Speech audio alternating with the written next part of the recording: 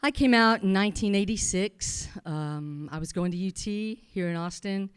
I joined the Austin Rowing Club, and there were always these big, very beautiful women, and the inevitable happened.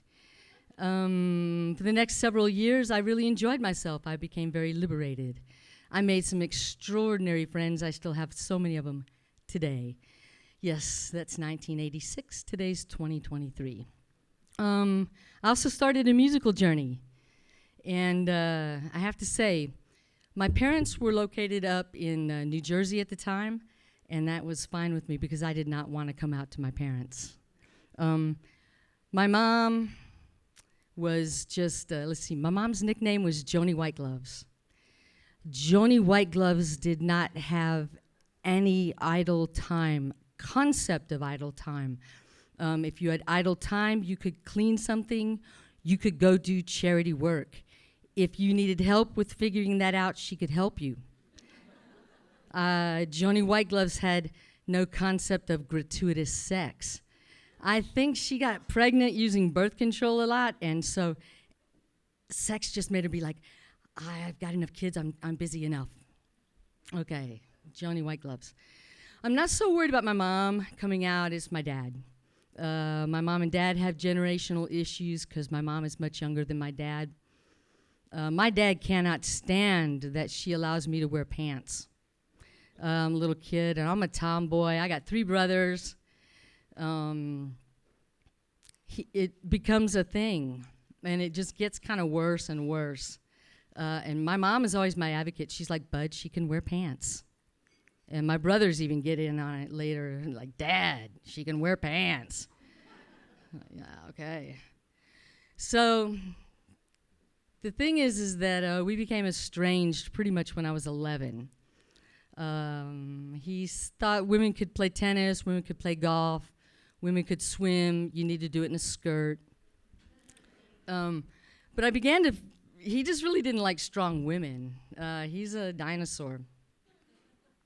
I'm 11, it's 1974. Martina Navratilova is up on the scene, the tennis scene. She's about to win her first major championship. Now, my dad's a super jovial guy. Everybody loves my dad. He's generous, he's loves the outdoors, and I kid you not, like, kids would come to our house, knock on the door and be like, can Mr. Torrance come out to play? And yeah, everybody loved my dad. But he does not like that his daughter wears pants.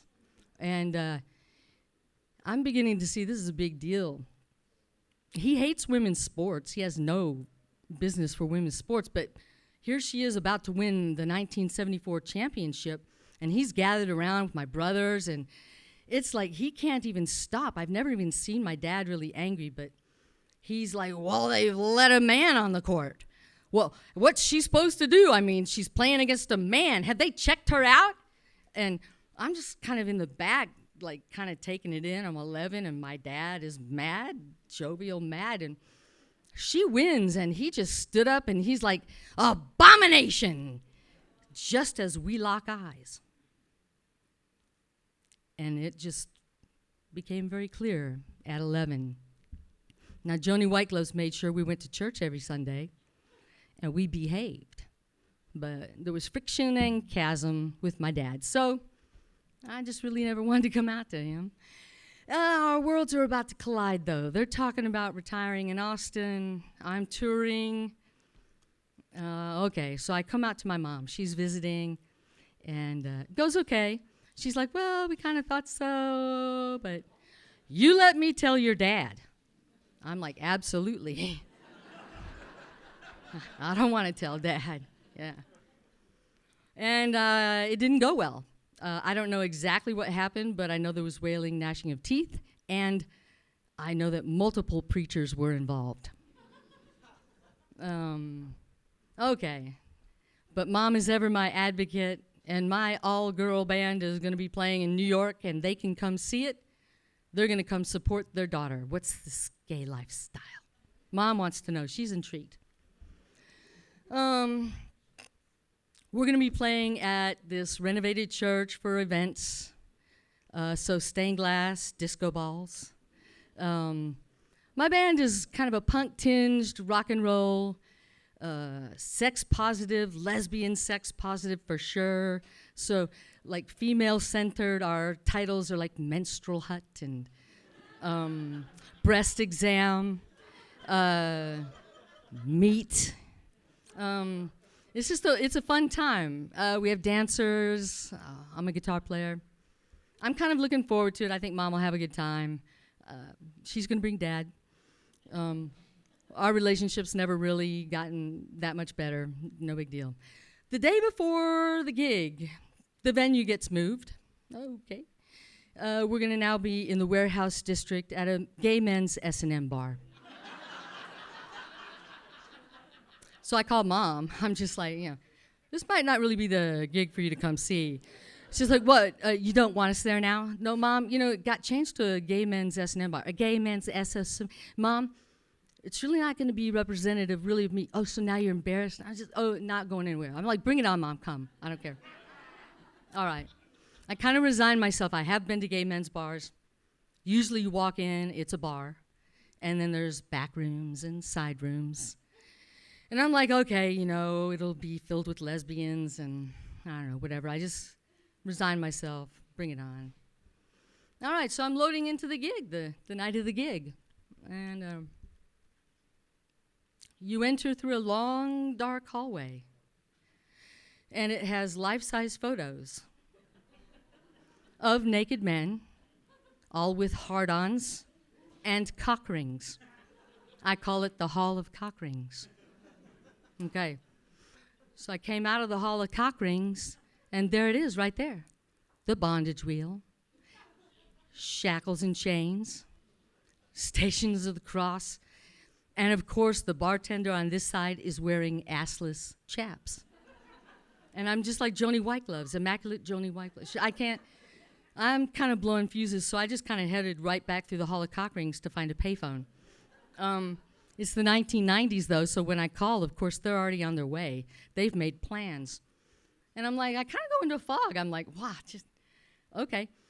Go back in. The only thing I really remember now of the gig, I remember I was wearing some really good-looking amber-colored men's dress pants. And I remember I was playing my guitar, and I believe it was sound check. And my parents emerged from the Hall of Cock Rings, looking so elegant. Dapper. My dad, cool as cucumber, no emotion. My mother, poor thing, she cannot breathe. Okay, hands in pocket. And she's looking around the room. Every time she looks someplace, she has to quickly look away. Okay.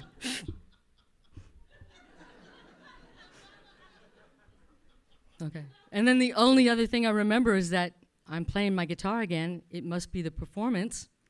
And my parents, are on sitting at the bar. Still my father, cool as a cucumber.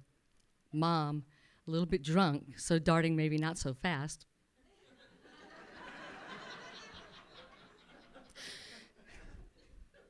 And then it ends. And the only other thing I remember, and pretty much the only thing that got said about the whole evening ever again, was when I went to sit down with my parents. My mom is just wasted. They do have a ride home.